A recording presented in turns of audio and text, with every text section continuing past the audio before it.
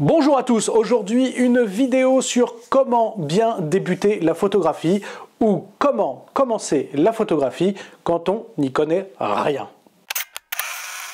Alors, nous allons évoquer la problématique des débutants, c'est-à-dire la période illusion-désillusion. Pour bien expliquer cela, je vais prendre l'exemple parallèle du jeu d'échecs. Je fais partie d'un club d'échecs. Chaque année, nous voyons arriver des personnes qui souhaitent jouer aux échecs. Donc, elles s'inscrivent en septembre. Elles sont vraiment enthousiastes. C'est la période de l'illusion. Elles pensent qu'elles vont tout de suite gagner, qu'elles vont tout de suite remporter des prix ou tout de suite se faire plaisir. Et bien malheureusement, ce n'est pas le cas, comme dans beaucoup d'activités, beaucoup de sports. C'est-à-dire que cette personne, elles oublient que, avant tout, les échecs, c'est un travail de longue haleine. Il est nécessaire d'apprendre des tactiques, des stratégies, de connaître des ouvertures, des défenses, de jouer des centaines de parties et perdre pour un jour comprendre la philosophie du jeu et commencer un peu à gagner. Il en est de même pour l'activité de la photographie. Sauf que, effectivement, la photographie, c'est pareil, ça demande un apprentissage, voilà, souvent un peu long. Voilà, il faut bien se le dire, ce sont des techniques à apprendre, chaque photographie, chaque domaine photographique a ses particularités et c'est cela qui fait en fait la richesse aussi de la photographie. On ne fait pas de la photo macro ou de la photo naturaliste comme on fait de la photo de sport, comme on fait du portrait, etc. Et effectivement, ça fait une somme de choses à apprendre, il y a des erreurs, voilà, on ne peut pas avancer, progresser sans faire des erreurs, sans faire des photos loupées. Et c'est là la période de la désillusion. Les personnes, elles ont cette désillusion en se disant moi j'y arrive pas, ou alors j'avais pas imaginé que c'était si compliqué, ou j'avais pas imaginé qu'il fallait que je calcule, que je sache ce que c'est que la lumière, un diaphragme, une profondeur de champ, des termes techniques indispensables si on veut atteindre un certain niveau, le niveau où on commence à se faire plaisir. Surtout qu'aujourd'hui, en fait, on a tellement l'habitude de prendre son téléphone portable, on appuie, on met en mode portrait, tout de suite il y a une profondeur de champ qui est réduite, il y a un beau flou d'arrière-plan derrière, enfin beau, de plus en plus avec l'IA on commence à voir des belles choses. On a en fait des photos réalisées au téléphone portable qui sont souvent bien plus flatteuses, bien plus jolies et on n'a pas ça de suite sur un appareil photo, sans effort, sans après un peu de post-production, on n'a pas ça. Donc certaines personnes se disent moi j'abandonne, j'ai mieux avec mon téléphone portable, quand je les passe à ma télé c'est beaucoup plus plaisant et j'ai pas tout ce travail derrière à faire et j'ai pas toute cette gymnastique à effectuer. Et c'est là effectivement où il y a de la désillusion et où les personnes abandonnent. C'est ce que je dis à mes élèves sans être très innovant, hein, tout le monde, tous les professeurs le disent, ce n'est pas le but qui est important, mais le chemin. Deuxième conseil, inscrivez-vous dans un club photo ou prenez des cours. C'est indispensable. Alors, on va parler du club photo. Le club photo, attention, il y a deux types de clubs photo. Il va y avoir les clubs photo où vous allez avoir des sorties, avoir des expositions, chacun va faire ses photos et vous allez vous réunir une fois par mois, une fois toutes les 2 semaines, ça dépend en fait des clubs, et vous allez confronter vos idées, vous allez regarder vos photos, vous allez vous critiquer. Et ça, effectivement, ce sont des clubs photos qui sont très intéressants. Moi, je fais partie d'un club photo comme ça, à côté d'où j'habite, et c'est chouette parce que finalement, on parle vraiment image, mais pour les débutants, c'est peut-être pas le club qu'il faut. D'ailleurs, on a beaucoup de débutants qui viennent en début d'année, et puis on se retrouve toujours en fin d'année à 6 ou 7 en fait, à participer, parce que les débutants, ils viennent pour souvent apprendre, comprendre la photographie, et ce club, en fait, il n'est pas fait pour ça. Et il y a donc des clubs qui sont faits pour, vous devez en avoir forcément autour de chez vous, où là il va y avoir de l'apprentissage. C'est-à-dire que les gens vont échanger sur des techniques, il va y avoir des échanges, des soirs où on va parler de logiciels, d'autres on va parler de techniques photo, la profondeur de champ, la vitesse, le pose-mètre, la lumière réfléchie, la lumière incidente, etc. Ce que vous allez pouvoir trouver dans des cours.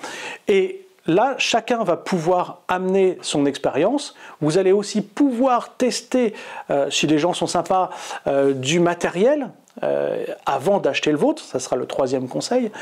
Vous allez pouvoir tester du matériel et vous allez aussi pouvoir parler avec des gens qui, eux, ont déjà des sujets, qui ont déjà des prédilections photographiques. Certains vont aimer le studio, le nu, d'autres le sport, d'autres la photo de nature, les autres l'animalier, les autres la macro, etc. Et donc il y a un mélange et toutes ces personnes vont s'apporter mutuellement leurs connaissances et leurs expériences. Et puis il y a en fait les cours photo. Voilà, vous pouvez prendre des cours photo en ligne, vous pouvez acheter des livres, vous pouvez en fait acheter des vidéos, comme je fais par exemple. Moi, mon cours photo sortira à peu près dans 1 mois et demi, toute une masterclass en fait pour apprendre la photo.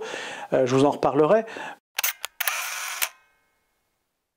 Troisièmement, on n'achète pas son matériel de suite dès qu'on a envie de faire de la photo. Ça, c'est l'erreur la plus fréquente que je vois.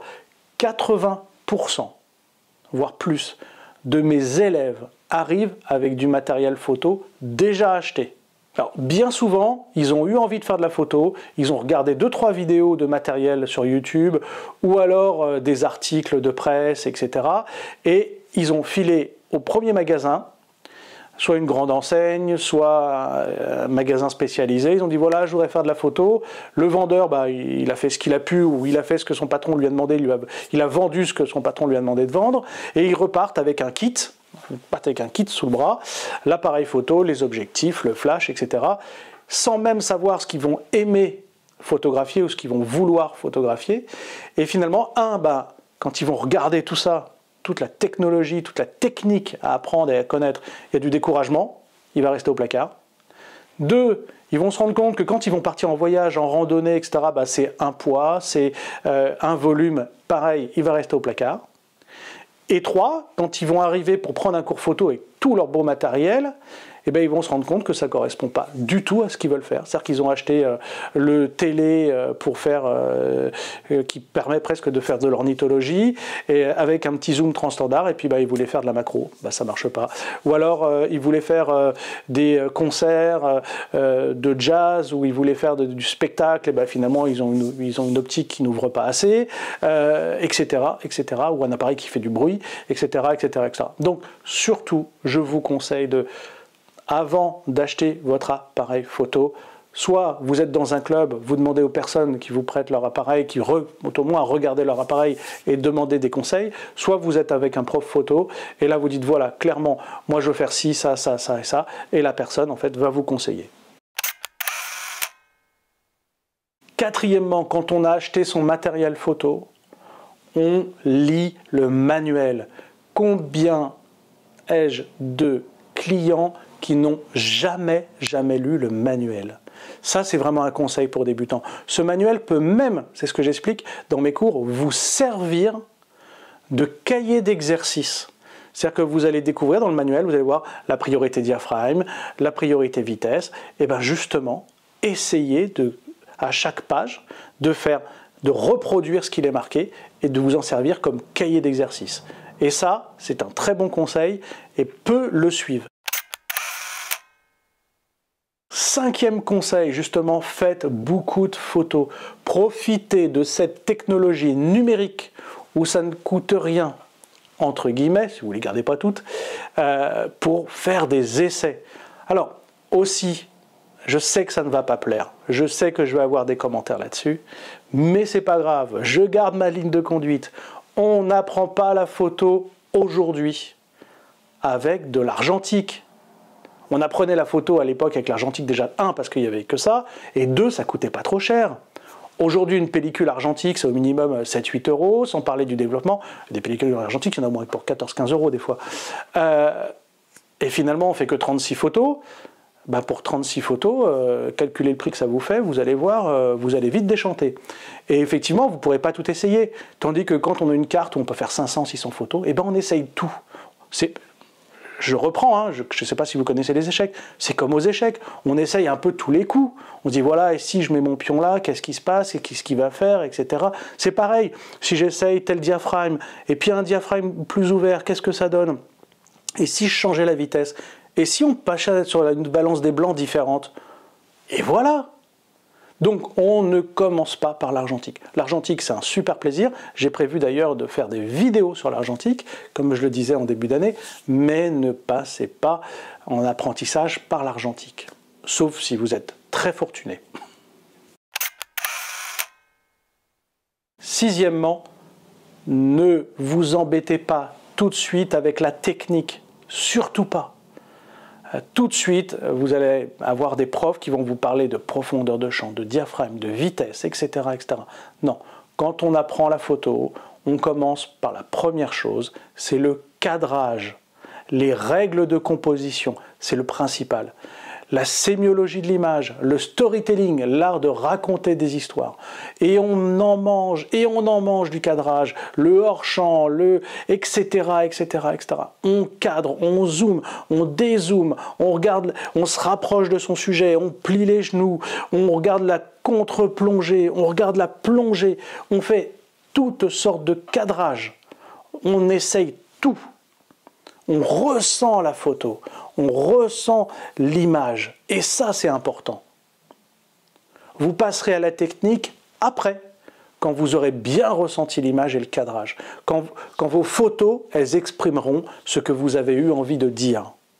Et après qu'on a bien travaillé son cadrage, on n'a jamais fini de travailler son cadrage dans la vie, mais tout de suite, on s'attelle à la mise au point manuelle, la mise au point autofocus. Et si je mets mon autofocus en continu, et si je mets mon autofocus en AFS single, et si je mets le suivi, et si je mets pas le suivi, et comment ça fonctionne, etc. Et là, effectivement, vous allez vraiment commencer à comprendre et à faire de la photographie. Allez dans des expos, allez voir les peintures des grands maîtres, vous verrez la composition. Commencez par la composition et la mise au point. Faites-vous plaisir. La photo, c'est pas forcément un super gros appareil photo avec un téléobjectif, c'est pas forcément que de la technique, c'est le plaisir de faire de la photo, le plaisir de voyager, le plaisir de rencontrer les gens, le plaisir. Et ça peut passer par un téléphone portable. Voilà, c'est quelques conseils que je voulais donner aux grands débutants. Ne vous découragez pas. Le plaisir d'apprendre la photo, c'est aussi ce long chemin qui amène à une maîtrise technique. Et comme je le dis dans toutes mes vidéos, apprendre la photo, c'est sortir et faire des photos. Ça, c'est très important. Allez, à très vite pour une prochaine vidéo et portez-vous bien.